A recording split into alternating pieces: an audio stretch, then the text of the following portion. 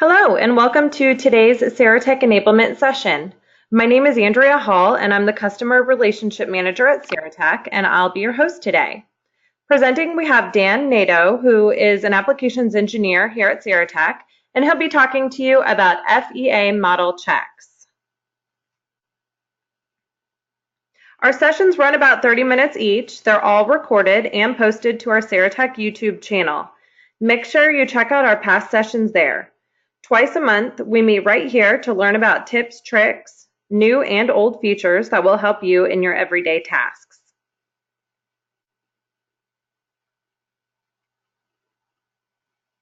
Next slide.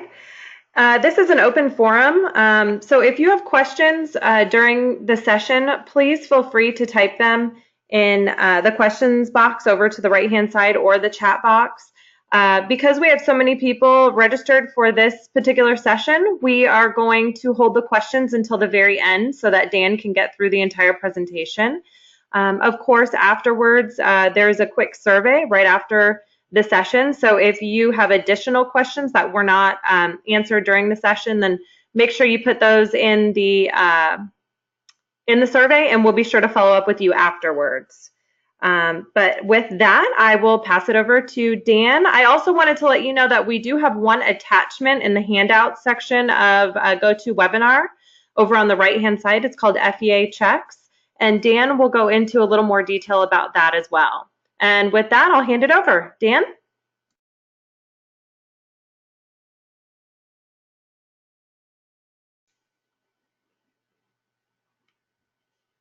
Dan, you might be muted. Hi. Hi. Sound good? Okay, perfect.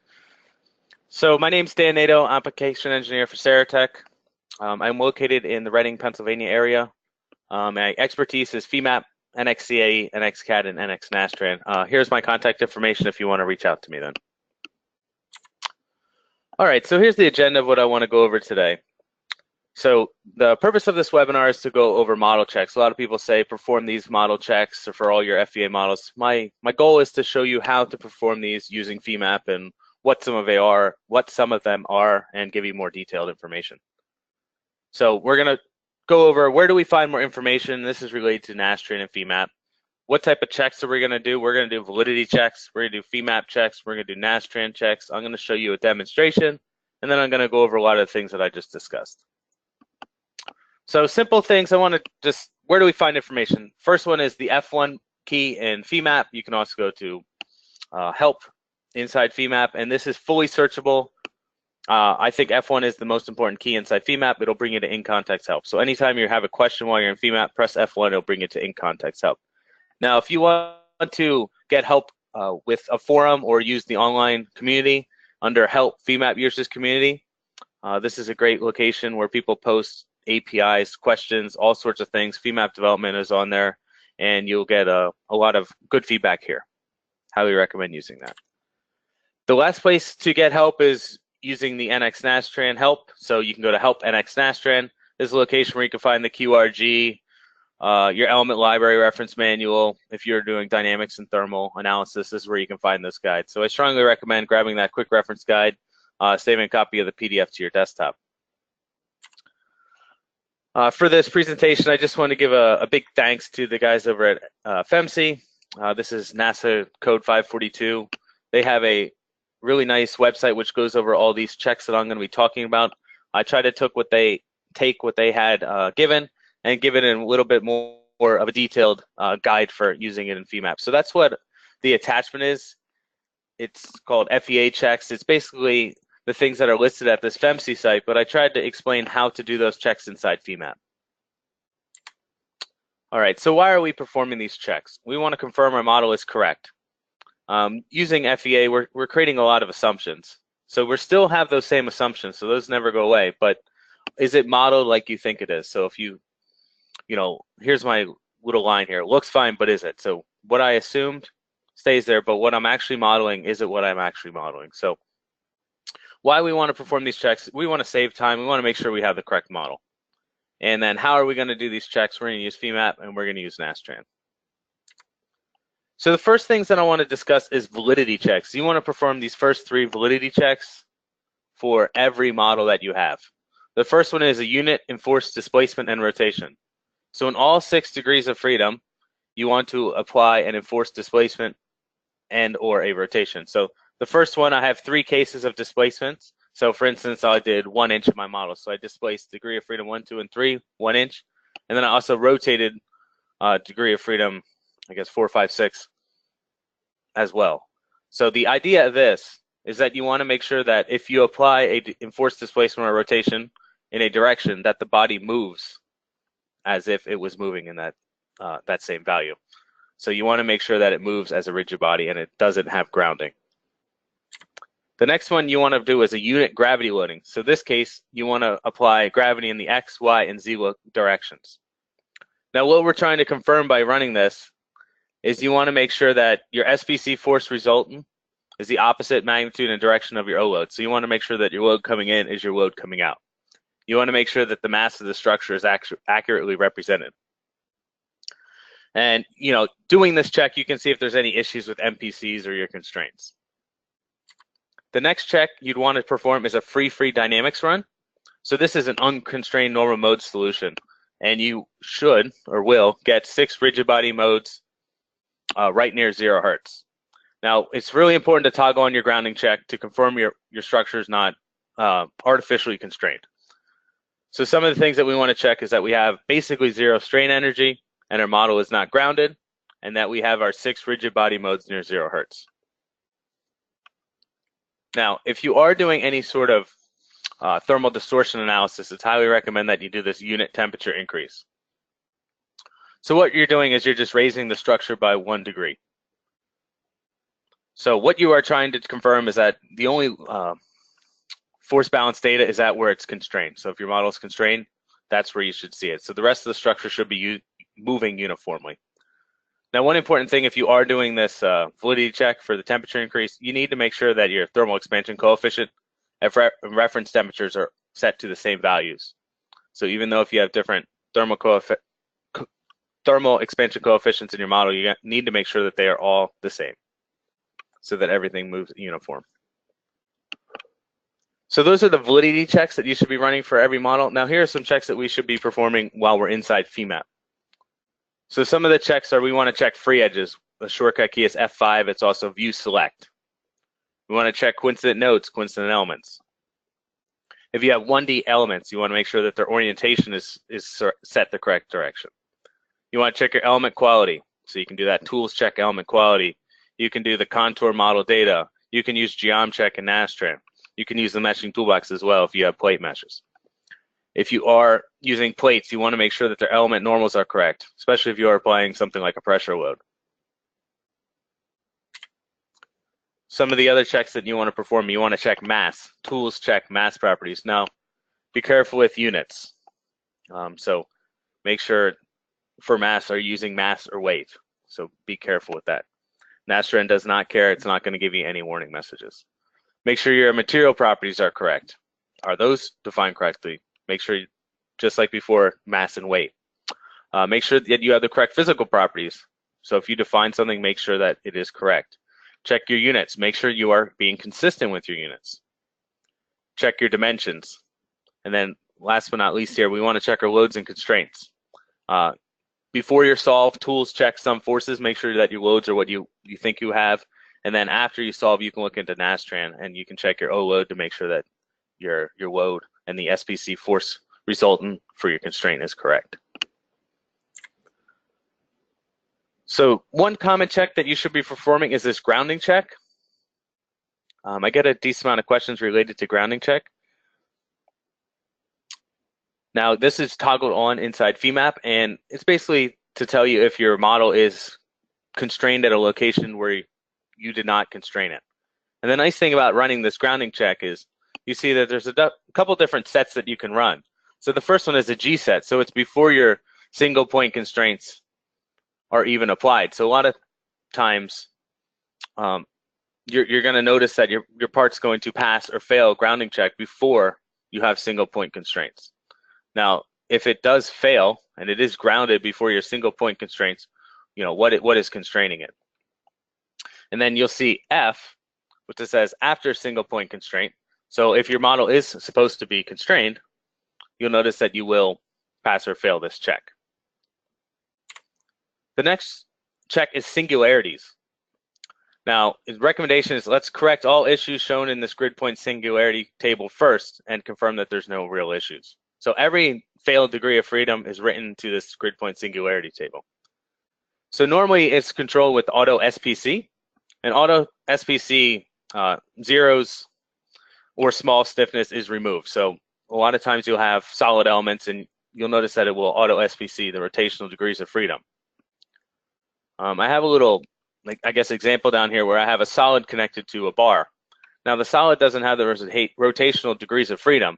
So SPC doesn't remove that because that node also has those rotational degrees of freedom. So this is still going to have an issue. Imagine if that bar took some sort of torsion load. That can't be transferred into the solid. So it's still a modeling issue. Another check is our O load resultant or SPC force resultant. So if you are doing static analysis, you want to make sure load coming in is your load coming out. So these should be equal and opposite.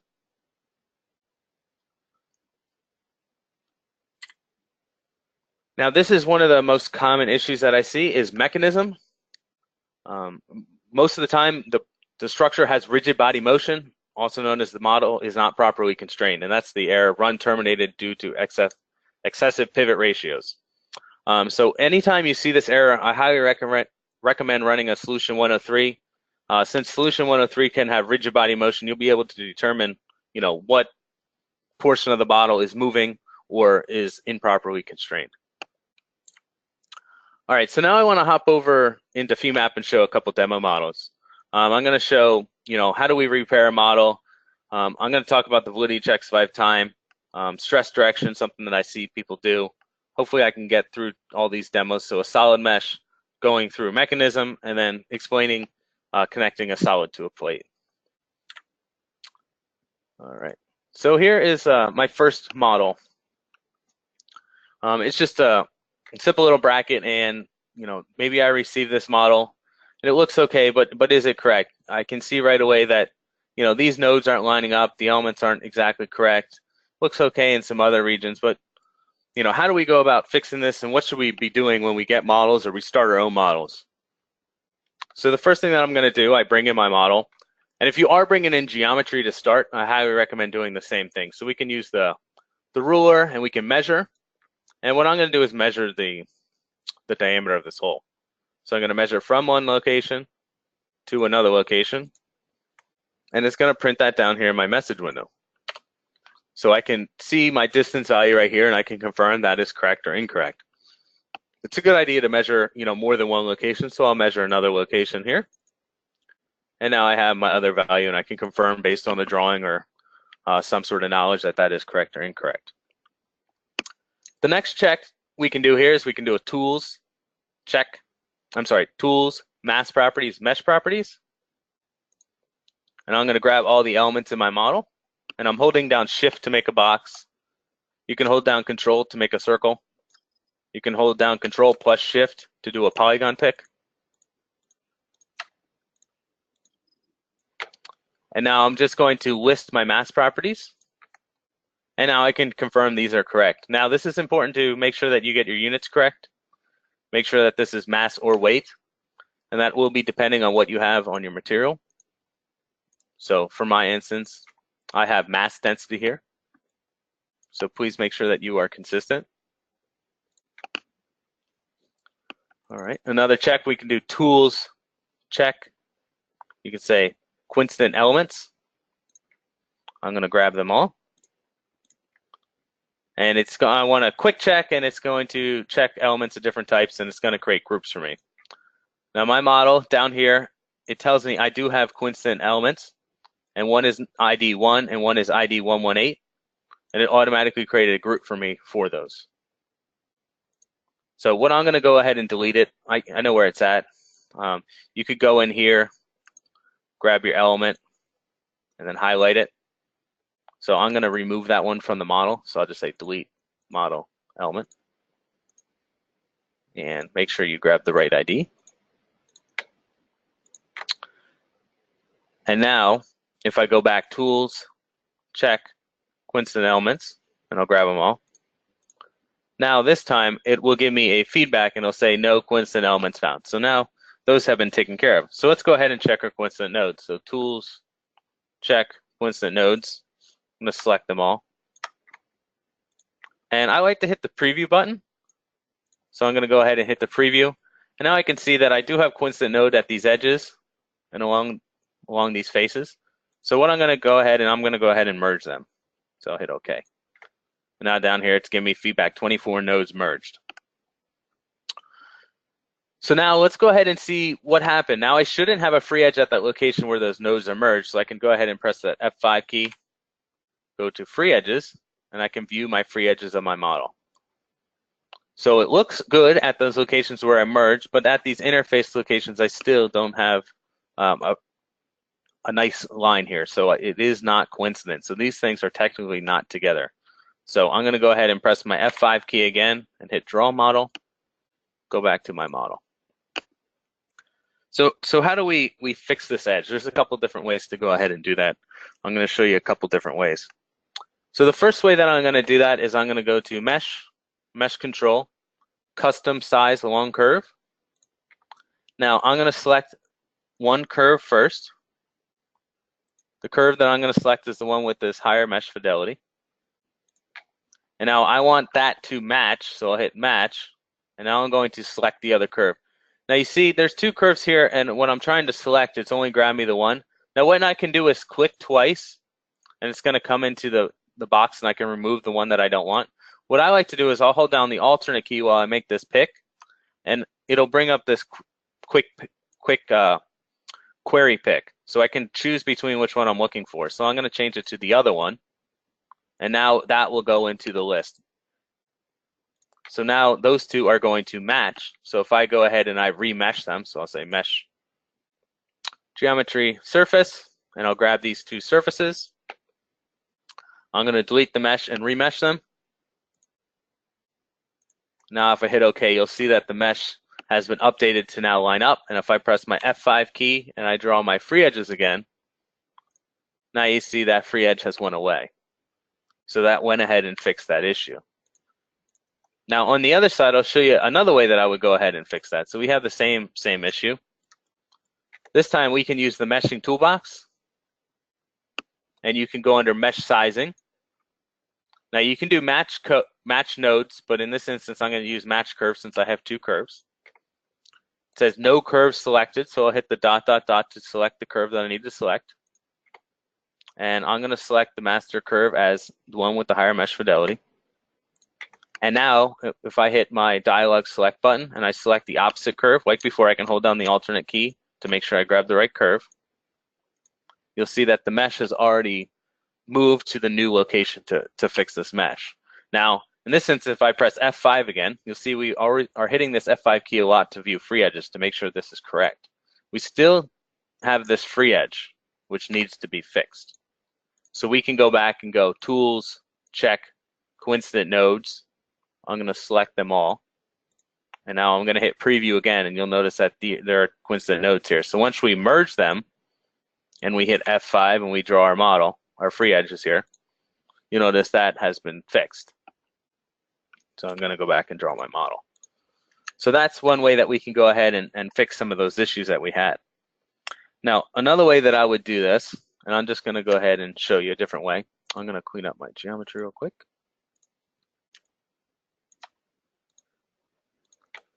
Now, the way that I would like to do this, if you look at my model info tree, and I go to the top, I have individual pieces of geometry.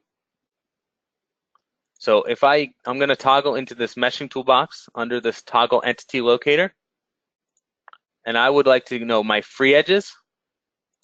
Now it's highlighting all these edges. Now this is showing me free edges of my geometry. So each one of these has its own individual piece of geometry, as you will.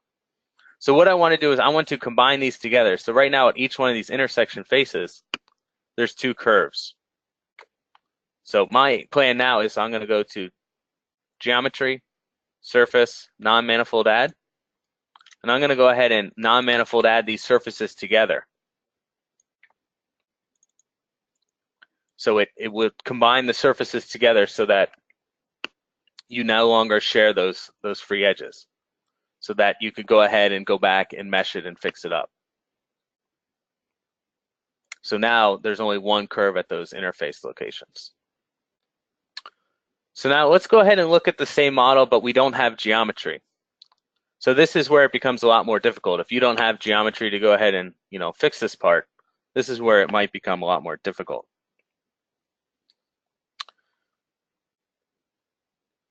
So one thing that we can do is we can try to manually move nodes. So we could go under here, we could say modify, move by node. Select one of these nodes that we want to move, and then we specify a vector that we want to go. So I'm going to say from where he's at to where he needs to go, and now it lines up. Now if we continue to do this, we might need to do some other things. So I'll do that one more time. So modify, move by node, select the node I want, and I want him to go from where he's at over to here. But now this element here is getting a little out of scale, so maybe I have to do some other things. And this could be difficult to get there. So I could go under mesh, editing, and I could split. So I could come in here and I could split the element, or I could go under mesh, editing, interactive, and I can go ahead and select an element and specify the split that I see fit for this case. Maybe I can go ahead and split that element up here. Maybe this one I have to split up as well. You see, it might be a little time consuming in trying to get it to work out. So sometimes that's a little bit more difficult to get there.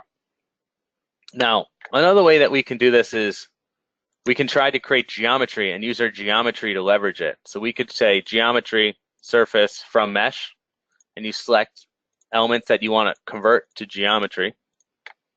And I'm going to delete the mesh. And now I'm going to do the same thing for the opposite side. Oh, let's do that one more time. So let's grab the elements we want to convert. Let me undo that. There we go. All right, so geometry, surface from mesh. And now I'm selecting the elements on the opposite side.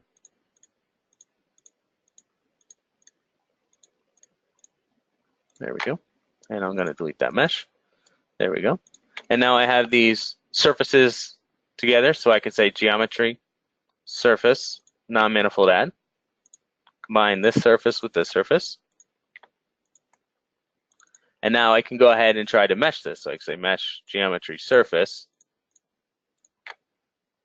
Specify your correct property. And now you can go ahead and fill it in there. You see now I got a nice little match from one surface to the other. And we want to do some of those checks that I did before. You want to press F5, view my free edges. See there's a couple free edges. And we can do our thing like tools, check, coincident nodes. Select them all. Hit the preview button. See we have some down there. We have a couple in here. And we want to merge these nodes and go back in and check our free edges as well then. So some of the other things that we want to check is our element normal directions. So there's a couple different ways to do this. So my way of checking normal directions is usually Windows, show entities. So I'm going to say I want elements, give me the normal directions. And now I'm going to go ahead and specify a couple elements. I'm just going to circle pick this area. And now it's going to give me an arrow. So some of these element normals are going different directions. So if you imagine me trying to apply a pressure on this one face, not all the element normals are going in the same direction. So we'd want to, go ahead and reverse those directions if we needed to. Okay. Now another thing that we'd want to check is our element quality. So I'll turn this over here.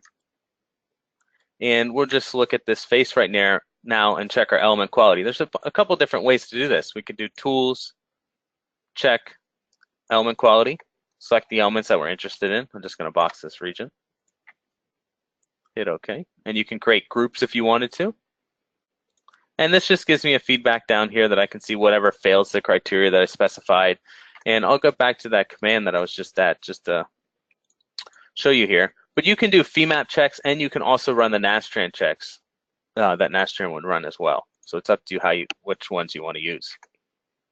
Another way is using this model data contour. You can also do that under View, Advanced Post, Contour Model Data.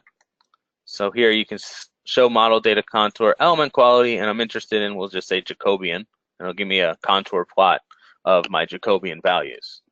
And you can change that whatever you want to plot here. So this is a fringe plot, which is a way to look at these. And I'll just go ahead and I'll toggle that off. Another way is using the meshing toolbox.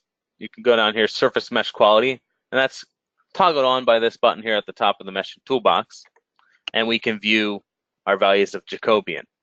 Now, for instance, maybe we wanted to adjust this element in our model. Using mesh locate, even though you don't have surfaces, you can use this without geometry, standalone mesh. Select the elements you want to edit. I'm just going to grab the ones around this guy. And now you can dynamically move nodes to go ahead and fix this element quality as you see fit. So at some point, we can make this meet some sort of criteria that we need. And somewhere between here and here. So this is a way to, dynamically move these nodes. So maybe you get it to a location that passes your criteria, save the changes, and now you have an updated mesh. All right. So the next one I want to show you is this transformation of output. I see people get this incorrect or have questions about this all the time. So let's go ahead and go to our post-processing. We're going to contour plot, and we want to look at stress in a direction. So I'll look at plate top X normal stress. And it looks okay. In this one region, it seems to stand out. Now, if I change my data conversion from average to no average, it really stands out at this one location that, this direction is not the same direction as the other. Now, we can toggle that under this cube pull down. You can say orientation. I don't know how well this comes out, but the direction of these elements are facing a different direction than the other ones, and that's why that's why these normal X direction is different than the ones next to it, and that's why we see this drastic difference. So what you'd want to do in this case is you would want to go under here under transform, and you want to transform your stresses, and I'm going to say into the basic rectangular coordinate system, but if you want to do along a vector or in a material direction, you can define that. And I want to convert this into the Z direction. So now I'm looking at the correct plot. So this isn't exactly a model check, but this is just something that you need to be careful about and to look at.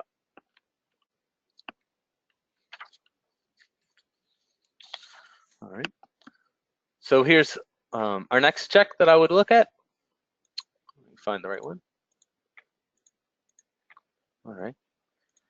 So here's just a simple example. I'm going to show you this one with a mechanism. So you go ahead and you solve this model. It's set up as you think. You have your analysis. You have static analysis. You go ahead and you hit solve. And you go ahead and you get 2 fatal errors, and you pop over this, and you're looking at your FO6 file, and you get this common error right here. User fatal message, run terminated due to XF pivot ratios in the matrix. It even says constrain mechanism with an SPC or support entries or specify param bailout -1. So what we're going to do is we're going to try to find the mechanism. So recommend create a new analysis, normal modes, and then go ahead and solve that. And looking at, I didn't switch to the active set. So make sure that normal modes is active, and let's go ahead and solve that one.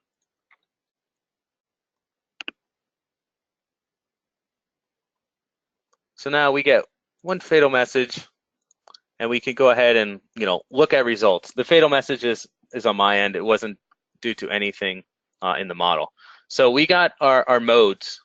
So if we wanted to, we could go ahead and look at results. Just going to go ahead and grab one of these, and you'll be able to tell when I animate it, oh, this part's not connected as I thought. So if we went back and we did some of our checks that we talked about earlier, we could have just went in here, press our F5, view our free edges. Oh, well, this isn't lined up here. And if we, interrogate maybe more, maybe I forgot to put, the bolt that went between the rigid, and that's why it's not connected to this face. So it's just simple, modeling errors that happen. Simple checks that we could which we could do to figure out this before we even got to this location. All right. So here's another quick example. So here's a just simple solid part, and we go ahead and we mesh it. So we say mesh, geometry, solids. We're just going to keep whatever materials there. And we get our feedback down here. It's important that you read your element quality checks. And if you look down here, we have a collapse ratio. We have 88 elements above 100, which is not what we're looking for here. So let's go ahead and clean this up.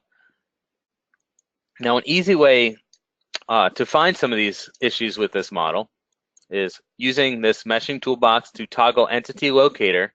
We can go under our surfaces, and we can find small surfaces, slivers, spikes, and we can, find these regions in the model which are causing it. So we have these tiny surfaces which are, causing issues. We can create a group of these and delete them, but one way to work around this is you can go to mesh geometry preparation. So what this does is it prepares geometry to fit a certain size mesh. So the size mesh that I'm specifying cannot fit in this region. So what this does is it combines this curve to the curve next to it so that the mesh will now the mesh can fit in those regions. So it doesn't combine surfaces together. So now the mesher sees that as one smooth surface. So now if I go back and I say mesh geometry solids, and we look at our element quality, now I don't have any elements above a collapse of 5, where before I had, about 100, at least 100 above 5. So just a simple change of finding those little sliver surfaces and remesh it will give us a good quality results here.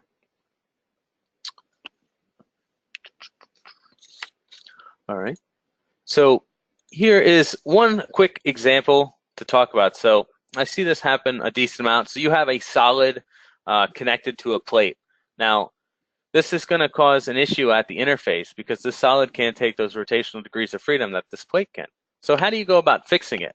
There's a couple different ways to go about this. What you could do is you could take this plate and extend it into the solid.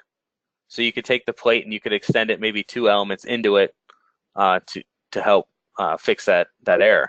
What you could do also is you could use an MPC to try to connect this face and spread it out over multiple nodes. Another way to go ahead and fix this is to apply glue. You could use glue contact in this region. So there's a couple different ways to go about fixing this. Which is the best? It depends on your situation. Okay, so here's the model that I ran, the validity checks. So it's just a simple plate with a bolt between it. But what I went ahead and set it up, my loads. So I have my unit enforced displacement. So I just went ahead and constrained this node. I constrained all these guys together at one location. And then I applied an enforced displacement on that same node. So if I hit my little highlighter right here, I in this instance, I pushed 1 inch in each direction, X, Y, and Z. So when you go ahead and you look at results due to that, I guess it's easier if I look at the study. And I, show it in motion or animate it, it should be moving in the X plane. So X, and then the next one should be moving in a Y plane as I go through these cases. So let me stop that from animating. So that's a good thing to check. And then I want to check my free dynamics. And you'll notice that I do have my 6 modes right about at 0 hertz. So that is a good check. I also have the Nastran jobs for these as well. So for the first one was that enforced displacement and rotation. You notice that I applied my grounding check. So you can see it is passing because it's not grounded. Now, for instance, if it was constrained at one of these checks, I believe it's the F set if I remember correctly, it will fail because I actually do have it constrained.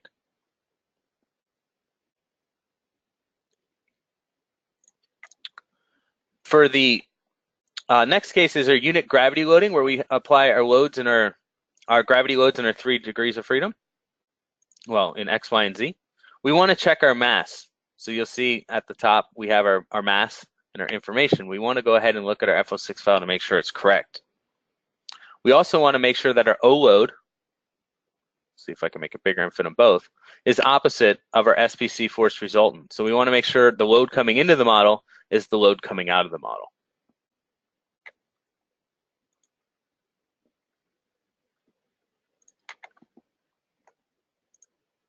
Okay.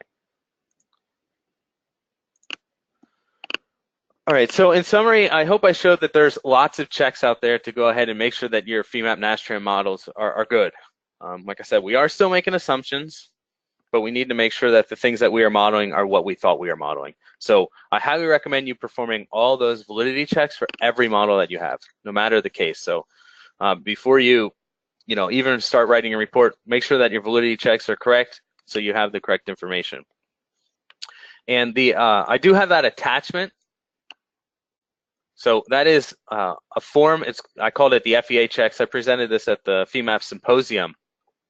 It has a table of contents, and it lists all the checks that I talked about, and it gives you detailed instructions of how to do some of these things inside FEMAP. So how to check coincident nodes, elements, orientation, make sure your orientation vectors are correct, check your element quality, mass, element normal. So the things that we discussed, I went ahead and documented it in a form that you can hand out. I even have this nice form, which I highly recommend people print out or at least use, which is for your consistent units. So that's all I have to present. I'm going to kick it back over to Andrea to finish it up for us. Okay, perfect. I didn't see any questions come in, so I'll just talk for a couple of minutes, and if you guys have any questions, type them in the questions box over on the right-hand side. If we don't have any questions, that must mean that Dan covered everything really, really well, which is awesome. So I wanted to talk about our next CES session. This will be the first one of its kind for Saratech. We are going to be talking about additive manufacturing, which is really hot and heavy over here at Saratech right now. We have lots of customers that are getting into the additive manufacturing realm now. And so if you want to learn a little bit more about that, please go ahead and go over to Saratech.com, click on the events tab, and you can register for that. If you can't make it to our session, that's okay. Just go ahead and register for it, and we'll send the link out to you. And as far as today's session goes, we should have it on our YouTube channel today. And then we will be sending out the link to each of you as well, just in case you'd like to pass it along or watch it again. Let me check and see if we have any questions yet. I think we do have one question. Let me see. Someone said, congrats, great job. So that's always nice. Thank you, Felipe.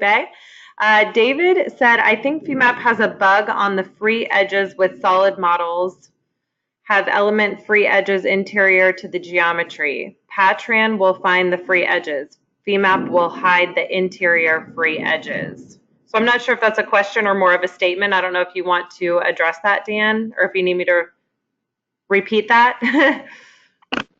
Yeah, let me look it up. Okay. Let me just double check. Okay, David, we'll follow up with you on that. That might be something that you and Dan can talk about offline. If anyone else is interested in hearing more about that, let us know. We can send you the answer to that as well. But like I said, we'll be posting today's session on the YouTube channel. You want to go to the next slide, Dan?